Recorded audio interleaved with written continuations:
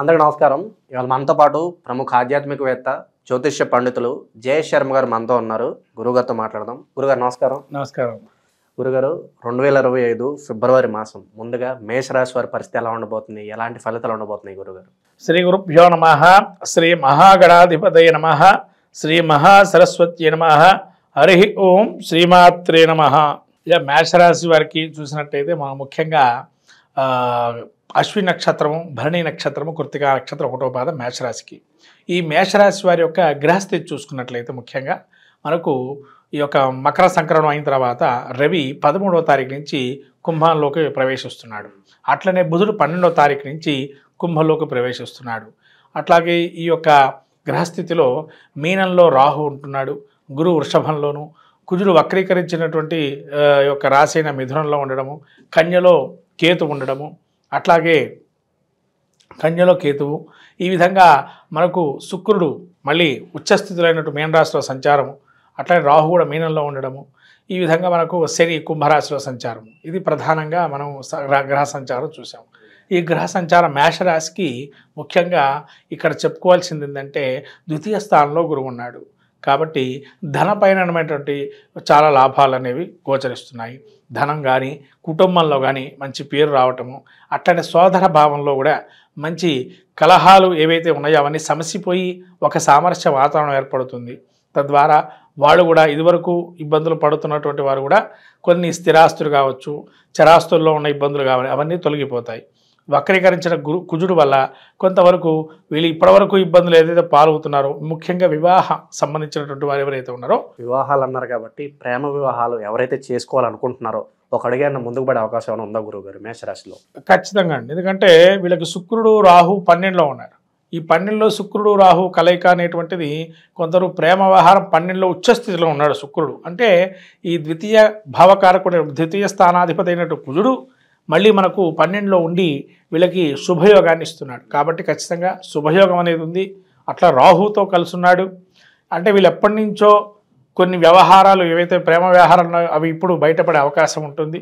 తద్వారా వాళ్ళు మంచి కూడా వాళ్ళు ఏదైతే అనుకుంటున్నారో అది బయటపడి ఏ విధంగా నడుస్తుంది అనే విషయాలు తెలిసి తద్వారా వివాహాన్ని కూడా కారకత్వం అవుతుంది. దానికి ఎటువంటి ఇబ్బంది లేదు. అట్లనే శుక్రుడు 12లో ఉండటం వల్ల విదేశీ ప్రయత్నం చేసేటువంటి వారికి చాలా యోగప్రయం. ఎందుకంటే ఇప్పటివరకు కూడా మేషరాశి వారికి చాలా ఇబ్బందుల్లో ఉన్నారు.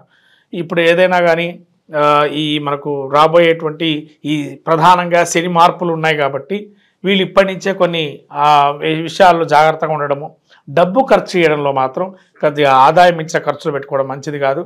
ఆదాయం లేదన్నా ఉంటే తగ్గించుకోవాలి. ఎందుకంటే ఆదాయం మించిన ఖర్చులు పెట్టుకోవడం వల్ల తర్వాత కాలం ఏదైతే శని ప్రవేశిస్తున్నాడో అప్పుడు వీళ్ళకి ఇబ్బందులు, ఏళ్ళనాటి శని ప్రభావం వల్ల ఇబ్బందులు వచ్చే అవకాశం ఉంది. కాబట్టి సాధ్యమైనంత ఖర్చులు తగ్గించుకోవడం మంచిది. అట్లాగే రవి వీళ్ళకి ఏకాదశంలో ఉన్నాడు. ముఖ్యంగా వీళ్ళు నేము ఫేము ఏవైతే ఉన్నాయో అంటే ఒక బ్రాండ్గా తెచ్చుకునేటువంటి ఏవైతే ఉన్నాయో అవి ఇప్పుడు మళ్ళీ ఇప్పటికి పుచ్చుకుంటాయి. పేర్లు వచ్చే అవకాశం ఉంటుంది. అట్లానే ఈ ఫిబ్రవరి మాసంలో వాళ్ళకి ఇది వరకు కన్నా కొద్దిగా ఈ మేషరాశి వారికి ఫిబ్రవరి చాలా అనుకూలంగా ఉంది. అట్లానే వీరికి బుధుడు కూడా సానుకూలంగా ఉన్నాడు. ఇక్కడ బుధుడు కూడా 11లో ఉన్నాడు. కానీ ఒక్క విషయం ఏంటంటే ఎక్కువగా ఖర్చు చేయడం, రెండోది ఎక్కువగా మాట్లాడటం, ఈ రెండు తగ్గించుకోవాలి. ఈ రెండు తగ్గించుకోవడం వల్ల ఇబ్బందులతో ఉండే ఏదో జీవితం ఉందో దాని నుంచి బయటపడతారు. ఏదన్నా పెట్టుబడులు పెట్టాలంటే గురుగారు ఏ రంగాలు సూచిస్తారు? దేనిలో పెట్టుబడులు పెడితే బాగుంటుంది అంటారు? వీరు పెట్టుబడులు పెట్టేటట్టయితే కనుక ఖచ్చితంగా వీరు మన గురువు సంబంధించినటువంటి, గురువు అంటే మేనేజ్మెంట్ స్కిల్స్ వాటిలో కానీ పెట్టుబడవచ్చు. ఎడ్యుకేషన్ సంబంధించి ఏదన్నా ఎడ్యుకేషన్కు సంబంధించి మేనేజ్మెంట్ స్కిల్స్, విద్య సంబంధించి కానీ, అట్లనే మళ్ళీ ఫార్మాసిటికల్ రంగంలో అంటే ఏదైతే ఫార్మాసిటికల్ సంబంధించి కెమికల్స్ వాటికి సంబంధించిన వాటిలలో కూడా చాలా బాగా ఉంటుంది. నిరుద్యోగులకు ఏదన్నా శుభవార్త ఉందా గురుగారు ఈ మాసం? మరి నిరుద్యోగులకి కించిత్ అంటే ఇప్పుడు పరిస్థితి చూసినట్టయితే ఈ మాసంలోనే రావాలి ఇంకా వీళ్ళ ఉద్యోగం. ఎందుకంటే రాబోయేది 7.5 శని.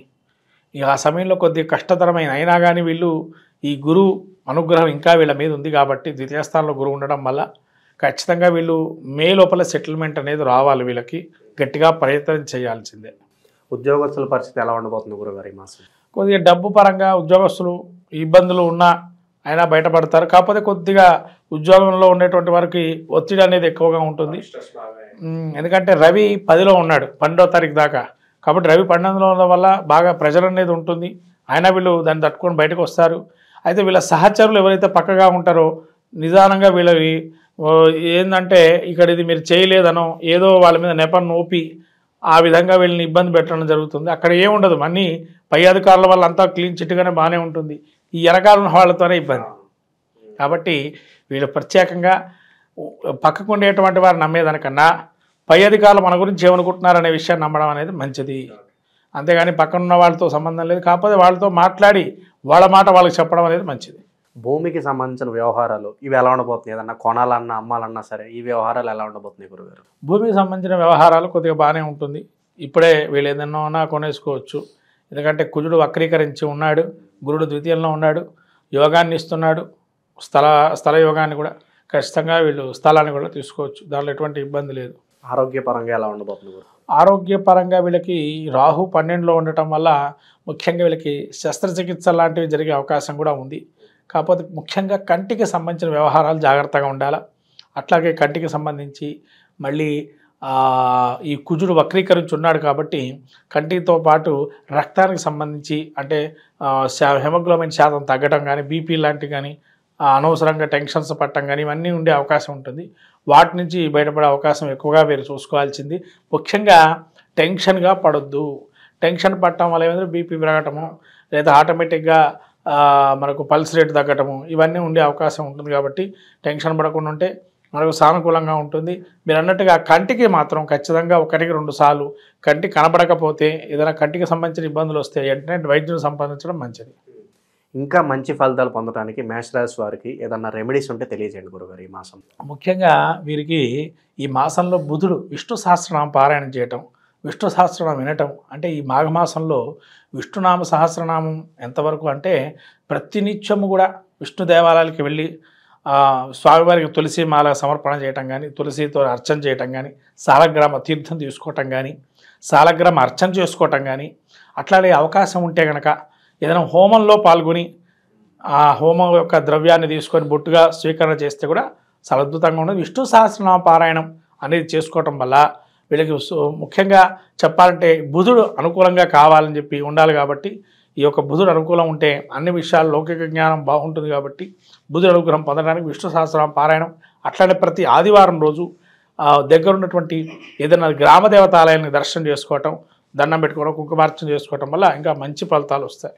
మనకు రాబోయేటువంటిది ఈ మాఘమాసం, ఫిబ్రవరి నెల. ఈ మాఘమాసంలో అందరికీ తెలిసినటువంటి ఉత్తరాయణ పుణ్యకాలం వచ్చిన తర్వాత మొదటి శుభమాసంగా అందరూ మాఘాది పంచమాసాలు పెళ్లికి కానీ శుభ కార్యక్రమాలకు కానీ చాలా ఉపయోగకరంగా అనేకమైనటువంటి పుణ్యమైనటువంటి రోజులు ఉన్నాయి. ముఖ్యంగా చెప్పాలంటే సంతానం కోసం ఎవరైతే వెయిట్ చేస్తూ ఉన్నారో వాళ్ళకి చాలా అద్భుతమైన మాసంగా మాఘమాసం చెప్పబడింది. ఎందుకంటే శివమహాపురాణంలో చెప్పబడిన విషయాలు మీకు కొన్ని ఇప్పుడు చెప్తున్నాను ఈ మాఘమాసంలో విశేషం గురించి. ముఖ్యంగా భీష్మ పంచక వ్రతం. ఈ భీష్మ పంచక వ్రతం ఏదైతే ఉంటుందో ఎవరైతే సంతానం లేనటువంటి వారు భీష్మ పంచక వ్రతాన్ని ఆచరిస్తే కనుక సంతానం కలుగుతుందని శివమహాపురాణంలో తెలుపబడింది. అట్లానే మనకు పుత్రదా చతుర్థి అని చెప్పి ఒకనొక చతుర్థి తిథి కూడా ఈ యొక్క సమయంలో వస్తుంది. అంటే సంతానం అటువంటిది ఎవరికైతే చాలా ఇబ్బందులు పడుతూ అనేకమైనటువంటి వైద్యంలో కూడా సంప్రదిస్తూ ఉండేటువంటి వారికి ఈ యొక్క మాసం మీరు ఏదైతే అనుకుంటున్నారో ఆ సంతానవంతులు కావాలనుకునేటువంటి వారు ఈ భీష్మ పంచక వ్రతాన్ని ఆచరించడం ద్వారా ఖచ్చితంగా కలుగుతుంది. అలానే మనకు పితృ సంబంధమైనటువంటి ఏదైతే మనకు పితృశాపాలను అంటాము ఇటువంటివన్నీ కూడా మనకు ఈ మాఘమాసం పౌర్ణిమ మహామాఘి అని కూడా అంటారు. కాబట్టి ఈ మహామాఘి ఏదైతే ఉందో ఈ మాఘమాసంలో వచ్చేటువంటి పౌర్ణమి రోజున ఎవరైతే ఉపవాసం చేసి లలితా సహస్రనామం పారాయణం చేసుకొని నవనీతాన్ని కానీ పాయసాన్ని కానీ చంద్రుడికి సమర్పించి అమ్మవారికి ఉపవాసం ఉన్నట్లయితే ఖచ్చితంగా ఆ విధంగా మనకు ఉత్తర పీఠిక లలితా సహస్రనామాలు ఉత్తర పీఠికలో ఉంది. ఆ ఉత్తర పీఠిక మీరు చదువుకున్నట్లయితే ఖచ్చితంగా ఎన్ని సంవత్సరాలు కానీ ఎన్ని నెలలు చేస్తే ఈ ఫలితం వస్తుందో కూడా చెప్పబడింది. అలా శ్రీచక్రార్చన ఇవన్నీ కూడా ప్రాముఖ్యంగా మాఘమాసం చాలా విశేషమైనటువంటిది. అట్లాగే మీకు ఈ భీష్మ ఏకాదశి అని అట్లానే మనకు మహామాఘి అని, మహాశివరాత్రి ఇలా పర్వదినాలని కూడా ఈ మాఘమాసంలో వస్తాయి. కాబట్టి ఈ 12 రాసుల వాళ్ళందరూ కూడా ఈ మాఘమాసంలో కూడా అనేక పుణ్య కార్యక్రమాలు నెరవేర్చుకొని, అందులో మాఘ స్నానం అంటారు. ముఖ్యంగా మనకు మాఘ పురాణం కూడా ఉంది. అంటే పద్మపురాణం అంతర్గతంగా ఈ యొక్క మాఘ పురాణం కూడా ఉంటుంది. అంటే పద్మపురాణంలో ఎవరైతే విష్ణుమూర్తిని ఎక్కువగా వైశాఖ మాసంలో కానీ, అట్లానే మనకు కార్తీక మాసంలో కానీ, ఇట్లా మాఘమాసంలో కానీ ఈ పురాణాలు మన అందులోంచి తీసుకోబడింది. ఈ స్కాంద పురాణంలో కొంత, అట్లానే పురాణం మరి పద్మపురాణంలో కొంత ఆ భాగాలు తీసుకొని ఈ పురాణాలు ఏర్పడినాయి. కాబట్టి ఈ మాఘ పురాణం కూడా మనకు స్నానాల గురించి తెలుపబడింది విశేషంగా. కాబట్టి ఎవరికైతే అవకాశం ఉంటుందో సముద్ర స్నానం అనేది చాలా విశేషము.